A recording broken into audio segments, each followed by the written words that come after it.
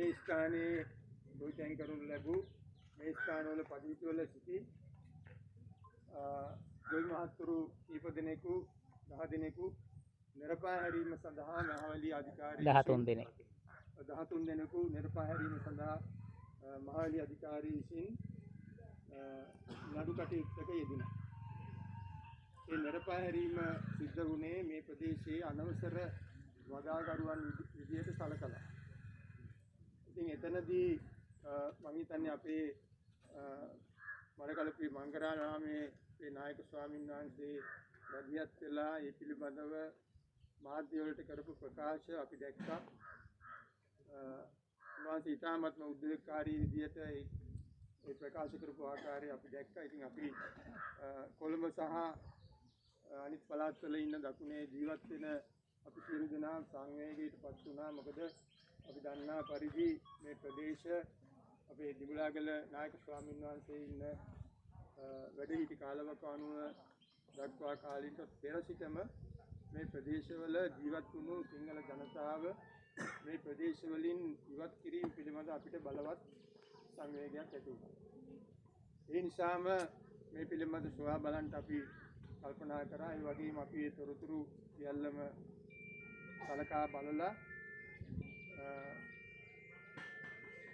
තමයි අපි මේ මහවැලි අධිකාරියේ තීන්දුවට විරුද්ධව නඩු මාර්ගයකට යෙදුනේ. මේ නඩුව මහවැලි අධිකාරියේ සම්බන්ධ මේ නඩුව අතවශයෙන්ම මේ ප්‍රදේශවල ඔබ කවුරුත් දන්නා පරිදි මේ ප්‍රදේශවලට පිටතින් මඩකලපු දිස්ත්‍රික්කයේ සිට මේ ප්‍රදේශවලට ගවයින් දක්වාගෙන එන පිරිස වෙනුවෙන් පෙනී සිටි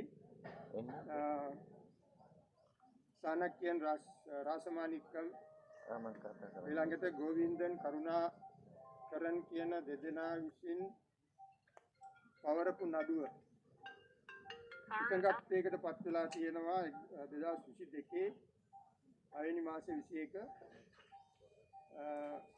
මහවැලි අධිකාරියත් එක්ක එකඟතාවයකට පත් වෙලා තියෙනවා.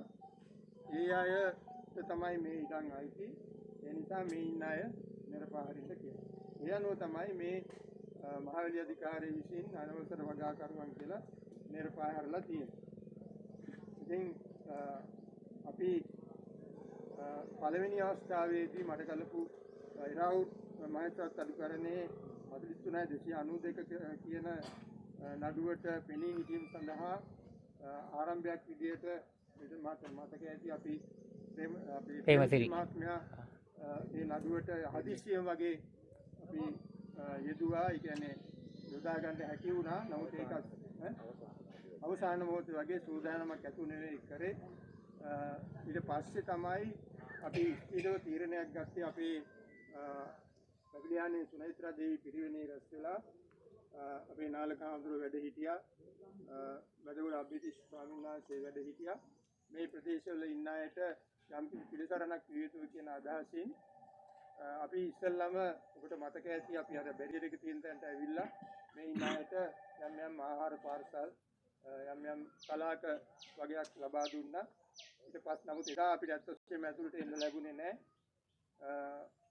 නමුත් අපි ඊට පස්සේ කොළඹ ගිහිල්ලා මේ කාරණා සලකලා බලලා තොරතුරු හොයලා බලලා අපිත් එක්ක එකතාවයකට ආවා මේ මහවැලි අධිකාරියේ තීන්දුවට විරුද්ධව ශ්‍රේෂ්ඨ අධිකරණයේ මූලික අයිතිවාසිකම් නඩුවක් පැවරිය යුතුයි කියලා. මේ මූලික අයිතිවාසිකම් නඩුවට පෙත්සම්කරුවන් විදියට අපේ බෙන්ගමේ නාලක ස්වාමීන් වහන්සේ වගේම අඟුරුගල්ලේ දිනානන්ද ස්වාමීන් වහන්සේ අතුළු ස්වාමීන් වහන්සේලා අපේ දිමුලාගල රාහුල අලංකාර ස්වාමීන් වහන්සේ අතුළු ස්වාමීන් වහන්සේලා 3 දෙනෙක් සහ මේ ගෘහ ජනතාව නියෝජනය කරමින් මේ මිල්ටන් ජයසිංහ මහත්මයා ඇතුළු 3 දෙනෙක් පෙත්සම්කරුවන් විදියට ඉදිරිපත් කළා. මූලික අයිතිවාසිකම් නඩුවක් ශ්‍රේෂ්ඨාධිකරණයේ පවරනු ලැබුවා. මේ නඩුවට පෙනී හිටියේ කනිෂ්ක විතාරණ මහත්මයා. එතුමා අපි වෙනුවෙන් ඉතාමත්ම සාධාරණ ලෙස පෙනී හිටියා. එතුමා නිතරම අපි වෙනුවෙන් පෙනී හිටින නීතිඥ මහත්මයෙක්.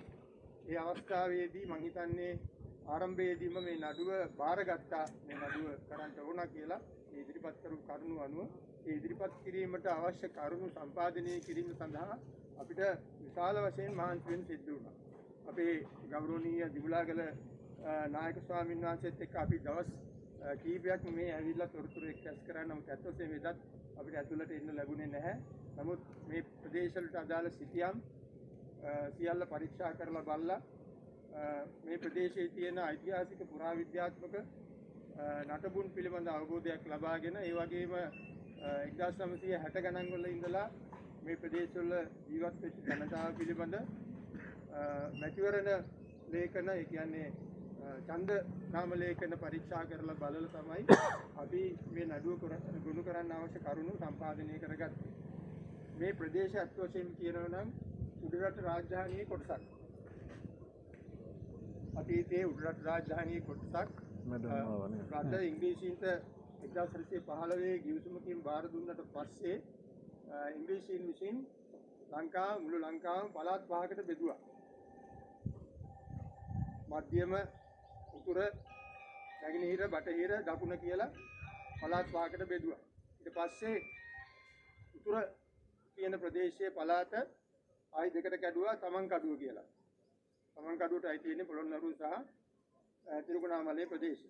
ඊට පස්සේ ආයි පළාත් 9කට මෙය කඩනු ලැබුවා. අවස්ථාවේදී දැන් මේ නැගෙනහිර පළාතට තමයි මේ ප්‍රදේශය අයත් වෙලා තිබුණේ. මේ මහලිගඟෙන් මේ ප්‍රදේශයේ මේ මදුරුවේ මහලිගඟ ආදී පළාත් ටික ඔක්කොම අයිති වෙලා තිබුණේ. එන්න මේ എന്താ അട്ടേണ്ട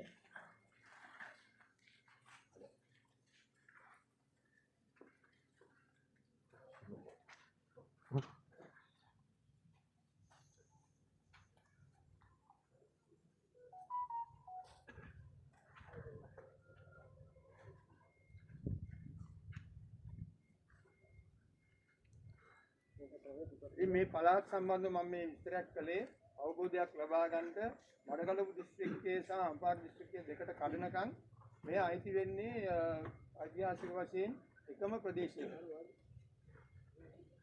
අපි අතීතයේ ගත්තොත් එහෙම අපි දන්නවා රජගල නැත්නම් අම්පාර දිස්ත්‍රික්කයේ තියෙන රජගල කියන ඓතිහාසික විහාරස්ථානය ඒකට අතීතයේ කිව්වේ අරිත්තරා විහාරය කියලා. ඒ අරිත්තරා විහාරයට පූජා කරපු ප්‍රදේශයක් තමයි මේ. ඒවත් තමයි නෙළුගල.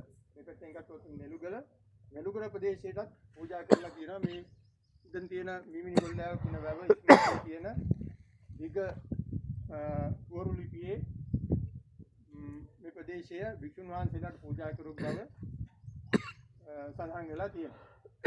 ඊට අමතරව අරිත්තරා විහාරයේ නැත්නම් මොකක්ද රජගල කියන මේ ඓතිහාසික වික්ෂු ආරාමයට පූජා කරන තියෙන බිම සම්බන්ධව තියෙන ශිලාලේඛනයේ සඳහන් කරලා තියෙනවා. දිවුල් දනව්වේ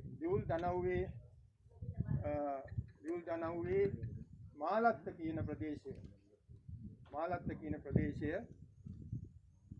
ජීවත් වෙන කිරි ගොවීන්ට සිංහල කිරි ගොවීන්ට තමයි මේ ප්‍රදේශයේ ගොවිතැන් කිරීම ඒ ගව පාලනය ආදී කටයුතු සිදු කරන්න තියෙන්නේ. එයින් ලැබෙන කිරි මුදවලා විහාරස්ථානයට පූජා කරන්න කියලා තමයි සඳහන් කරලා තියෙන්නේ. ඒකට හේතුවක් තියෙනවා විශේෂයෙන්ම මේ ප්‍රදේශයේ වැවෙන තනකොළ උදින ලද ගවයින්ගේ එළදෙනුන්ගේ සහ මී දෙනුන්ගේ කිරි බොහොම රසයි කියලා තමයි කියලා තියෙන්නේ. අතීතයේ ප්‍රවාදවල. ඒ නිසා තමයි ඒවැ විශේෂ ගුණය නිසා තමයි භික්ෂුන් වහන්සේලාට පූජා කරලා තියෙන්නේ. ඉතින් එවැනි ඒ තොරතුරු සියල්ලම අපි එක්රැස් කරගත්තා. ඒ එක්රැස් කරගත්ත තොරතුරු තමයි අපි නඩුවට ගොනු කරේ.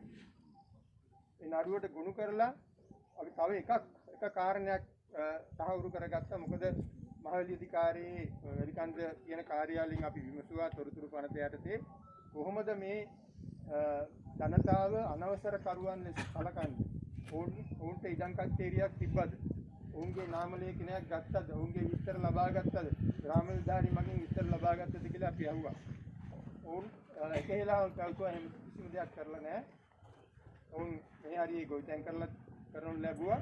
අර රාසපානික්කම් මන්ත්‍රීතුමාගේ නඩු නිසා ඇතිවෙච්ච එකඟතාවය මත තමයි මේ නිරපීම සිද්ධ කරේ කියන එක ඔවුන් ප්‍රකාශ කළා. ඉතින් ඒකත් අපි නඩු කරේට අමනුණු ලැබුවා.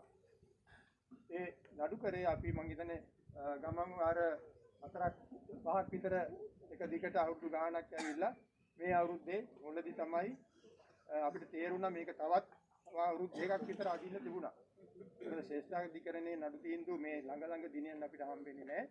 ඒ නිසා කල්යන කොට තවත් අපිට මුදල් අවශ්‍යයි. අපේ අඟුල්ගල්ලේ ජිනානන්ද ස්වාමීන් වහන්සේ ඉතාමත්ම අමාරුවෙන් බොහොම මේස මහන්සි වෙලා තමයි මේ මුදල් හොයාගත්තේ.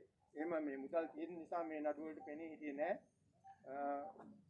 කොහොම අපේ මේ සිංහලයන් වෙනුවෙන් බෞද්ධයන් වෙනුවෙන් පෙනී හිටින අපේ දකුණේ ජීවත් වෙන මේ හැඟීමක් තියෙන අය ඉදිරිපත් වෙලා තමයි මේ නඩුවට වියදම් කළේ. අපේ ස්වාමීන් වහන්සේට මුදල් කියලා නෙවෙයි. ඉතින් ඒ නිසා මෙහෙම ඉදිරිපත් වෙලා අපිට තේරුම් ගියා මේ කාරණේ මත අපි යම් කිසි මේ වෙලාවේ එකඟතාවයක් ඇති කරගන්න ඕනා කියන අදහසින් තමයි ඉඩම් කච්චේරියක් තබලා ඔබ තමුන්නාන්සලාගේ සුදුසුකම් පරීක්ෂා කරලා බලලා මහවැලි යෝජනා ක්‍රමයේ මේ දකුණු යුරේ වැඩ නිම කරාට පස්සේ මේ ප්‍රදේශයේ ඉඩම් බෙදා දීමේදී සාමාන්‍ය මහවැලි ඉඩම් එදා ඉඳලා ගල්ඔය ජනපද ව්‍යාපාරයේ ඉඳලම පරාක්‍රම සමුද්‍රයේ මින්නේරි ගොවි ජනපද ව්‍යාපාරය ආදී එක දිගට ආපු මේ ජනපද ව්‍යාපාරවල ඉඩම් බෙදා දීමේ ක්‍රමයක් තිබුණා. ඒකට කියන්නේ ඒවා නම් ප්‍රසිද්ධ කරලා පුවත්පත් දැන්වීම මගින් ප්‍රසිද්ධ කරලා නොයෙකුත් ප්‍රාදේශීය ලේකම් මාර්ගයෙන් ප්‍රසිද්ධ කළා, ග්‍රාම නිලධාරි මගින් ප්‍රසිද්ධ කරලා ඒ ජීවත් වෙන ජනතාවට අවස්ථාව ලබා දෙනවා ඉල්ලීම් කරා. ඒතර ඉල්ලීම් පරීක්ෂා කරලා ඉඩම් සංවර්ධන ආඥා පනත යටතේ පරීක්ෂා කරලා බලනවා. එතකොට පරීක්ෂා කරලා බැලුවට පස්සේ ඒ සම්මුඛ පරීක්ෂණයක් තියලා තමයි ගොවීන් තෝරගන්නේ. එතකොට සාමාන්‍යයෙන් ගොවි පන්තියේ අය තෝරාගනු ලබනවා. ඊට අමතරව ප්‍රදේශීය ඓතිහාසික වශයෙන් ජීවත් වෙච්ච අය තෝරාගනු ලබනවා. ඊළඟට මෑත කාලේ අපි දන්නවා යුද්ධෙන් පස්සේ මේ ඇවිල්ලා ගොවිතැන් කරපු පරණ පරම්පරාවේ දරුවෝ ඉන්නවා. ඒ අය තෝරාගනු ලබනවා. ඉතින් ඒකට තමයි මේ සම්මුඛ පරීක්ෂණය කියන්නේ. ඒක කලින් කළා තිබුණේ නැහැ. ඉතින් දැන් මේ නඩුවෙන් එකඟතාවයක් ඇවිල්ලා තියෙනවා. මේ ඉඩම් කච්චේරිය තියලා මහලි අධිකාරිය එකඟත්වයටපත් වුණා. අපි දැන් පහුගිය මාසයේ අපි අපේ ස්වාමීන් වහන්සේලා දෙනමත් සමග මහලි අධ්‍යක්ෂ ජනරාල්තුමා මුණ ගැහෙන්න ගියා. ගිහිල්ලා මේ සම්බන්ධව සාකච්ඡා කළා. එතුමා අපිට පොරොන්දු වුණා සාධාරණයක් ඉෂ්ට කරන බවට මේ ඉඩම් කච්චේරිය මේ මහලි අධිකාරියේ බෝඩ් එකට දාලා අනුමත කරලා ඉතා ඉක්මනින් මේ කටයුතු කරනවා කියලා. ඒ නිසා අද මේ රැස්වීම පවත්වන්නට තීරණය කරනු ලැබුවේ මේ පිළිබඳව විධිමත්ව මේ සියලු දෙනාම දැනගත යුතුයි. අපි ඉදිරිපත් කරන හැම ඉල්ලුම් පත්‍රයක්ම විධිමත්ව ඉදිරිපත් කළ යුතුයි. හොඳට කරුණු අරගෙන දැන් සමහර අයට සමහර අවතන් වෙච්ච අයට පදිංචි කරන්න වෙන ඉඩම් දීලා තියෙනවා වෙන්න පුළුවන්. නමුත් ඒ අයට හිමිකමක් තියෙනවා ඒගොල්ලන්ගේ දරුවන්ට හරි මේ ඉඩම් ලබා ගන්න. ඉතින් ඒකට අවශ්‍ය අරුණු අපි හරියට මේ ඉල්ලුම් පත්‍රවල සටහන් කරලා පළාත ආණ්ඩුකාර කරන කාලේ ඒ කටයුතු වලට